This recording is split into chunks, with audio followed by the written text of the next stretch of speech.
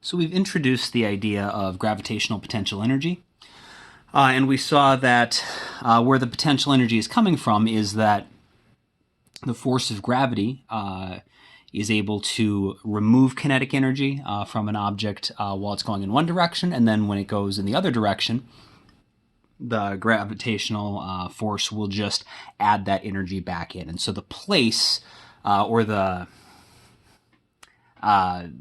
concept we use to think of where that energy has gone while it has temporarily been removed from the object, but it's still available to be added back in later, we call that potential energy. And so then the question becomes, is just gravity do this? Do all forces do this? Do only some forces do this? And gravity and some others might, but not all forces. And to understand how potential energy works in general, we need to understand what a conservative force is.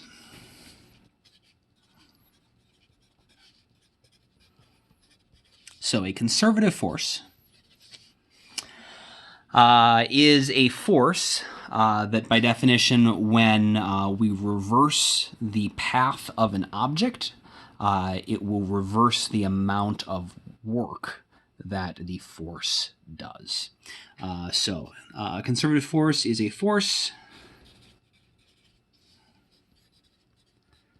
that will do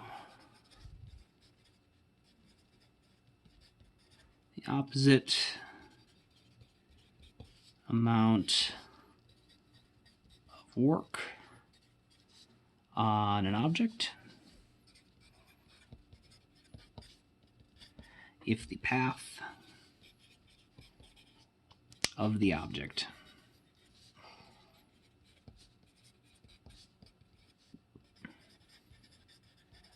is reversed. And so gravity is an example of a conservative force. If I throw a ball up into the air, on the way up, so from my hand up to the highest point, gravity is going to do a certain amount of work on that object. It's going to take kinetic energy out of the object. That's why it's going to slow down. And then when the ball reverses paths, when it falls back down from the highest point back down to my hand, gravity will add the exact same amount of kinetic energy back in. And so in that case, it did negative work on the way up, and then so the opposite of that would be positive work on the way back down. It's the exact same amount. And so what a conservative force is saying is that if we move an object in one direction through a conservative force, that force will either add or remove energy, and then if we bring it back, it'll just undo that. And so the place where the energy is temporarily going, when this conservative force takes energy out of something that it's going to add back later, is called potential energy. And so let's maybe talk about some rules for like what makes a force conservative. So this is the definition of a conservative force. But since it's not easy to just like figure out, oh, like, does it matter what path I take to get, you know, if I start moving around in different directions, like, is that going to change the amount of, how does that affect the work? There's a couple rules of thumb you can use to tell if a force will be conservative. A force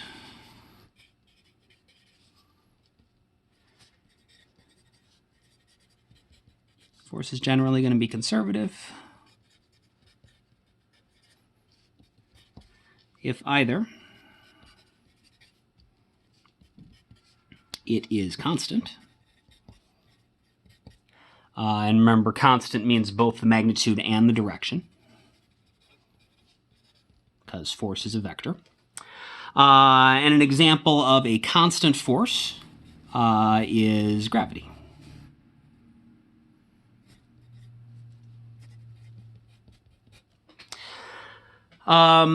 You might know that if you get far enough away from a a planet, the force of gravity actually goes down. This sort of assumption that we're using that the force of gravity is always just m times g only applies near the surface of the Earth. It turns out actually in both cases it's going to be conservative, but definitely any time where you have a force that is just constant, like this example of the force of gravity near the surface of the Earth, that's definitely going to be a conservative force. The other situation that applies to the more complex version of gravity, as well as something else we're going to deal with, which is the other way that a force is generally conservative, is if, instead of being its constant, the magnitude and direction of the force depend only on the position of the object. And so when we get to the more complicated version of gravity, this is going to apply to that. In that case, the force of gravity just depends on how far away you are from the Earth. And so the position of the object relative to the Earth, whatever planet you're dealing with, is what determines the force. And it turns out that when we have a predictable relationship like that, if you can just point to a position and we can figure out what the force is based on that position, that's going to be a conservative force. The other major example of this that we'll use later in this unit is a spring force, so an ideal spring.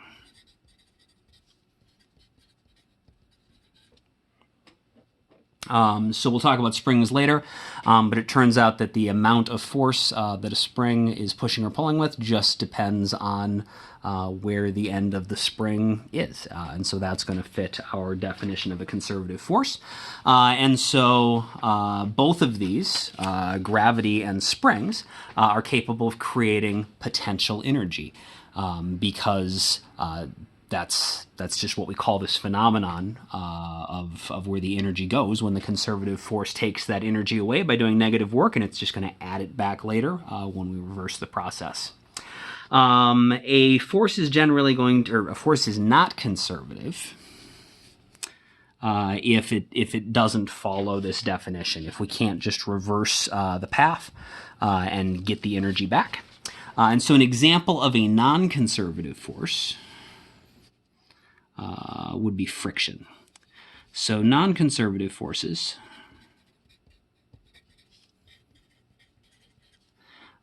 generally convert energy into, it should be kinetic energy.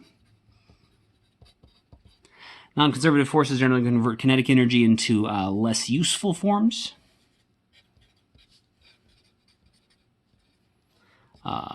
such as heat, sound, etc. An example is going to be friction, is a non-conservative force. And we can tell friction is not conservative by just thinking about how friction behaves. So if I have an object, here for example, and it's moving and it slides across the paper, friction is going to cause it to slow down. Friction is going to do some negative work on this and decrease its kinetic energy. Okay, so as it goes to the right, the force of friction is doing negative work and removing energy from this. If it was a conservative force, moving the object to the left, getting it to go back where it started, would cause friction to undo what it did and put that energy back into the object. If it was a conservative force, it would actually speed the mass up when it's moving to the right, or moving to the left, because it would have to do the opposite when it's going to the left as what it did to the right. But of course, we know that friction is not going to do that. It's going to keep taking energy out. It's going to keep doing negative work. So if we push it to the left now, on the way back to the left, it doesn't put that energy back in. It just continues to take energy out. So I had to put some energy into it in order to get it to move to the left, and friction just kept taking that energy out. And so friction's not like helpfully storing that energy somewhere where we can get it back out later. It's just converting that energy to heat, and it's pretty much useless to us after that point. And we can see that friction doesn't fit either one of our sort of rules of thumb for what a conservative force is. The force of friction is not constant. The force of kinetic friction, the magnitude might be constant because it's mu times the normal force, but the direction of friction is not going to be constant. If you change what direction the object is moving, that'll change what direction the force of friction is going. So it's not a constant force. And it doesn't just depend on the position of the object. It depends on what direction the object is going. Or static friction might have different amounts for an object in the same position depending on what other forces are acting on it. And so friction doesn't fit either one of our definitions. And so these rules of thumb are going to work pretty well for determining if a force is conservative or not. And also you can remember that non-conservative forces are generally going to convert things into heat or other less useful forms. So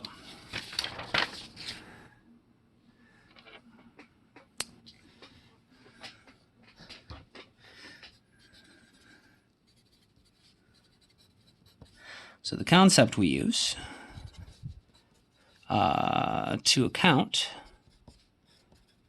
for where the energy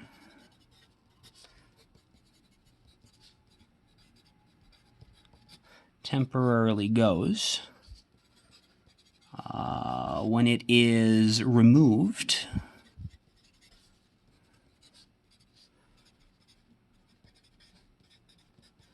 by a conservative force, but can or will be returned later.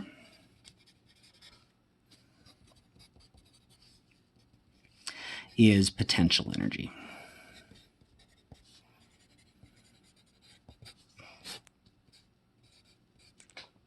It's energy that has been stored by this conservative force, and it now has the potential to do something interesting. If we just reverse the path of the object, we can get that energy back out, and it has the potential to do something useful for us. The amount of work that the object does, or the amount of work that the force does, since the work done by the conservative force is going to be equal to the change in kinetic energy of the object.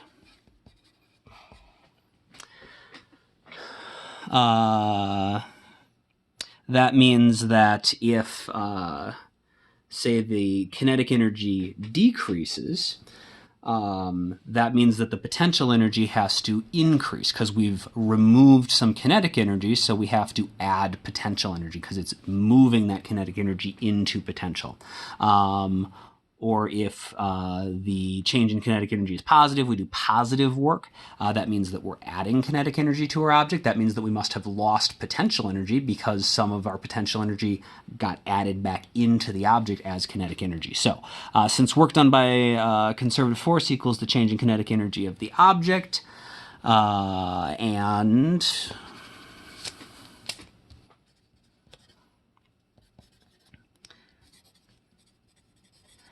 the change in potential energy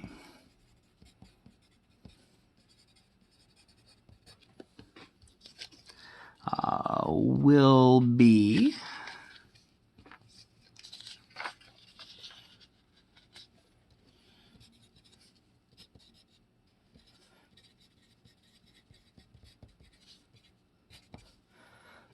the opposite of this.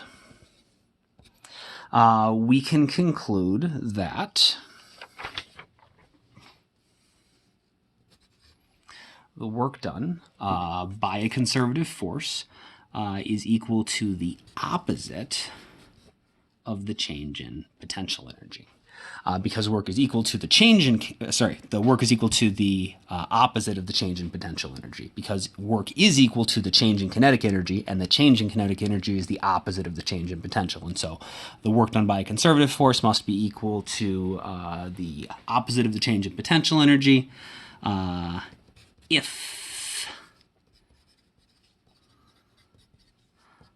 the work is done by a conservative force. And I'm going to box that statement along with the equation because this equation only works if we're dealing with conservative forces. And so we don't want to just say that generally, but it is true in this specific case and is super important for figuring out how much potential energy we have.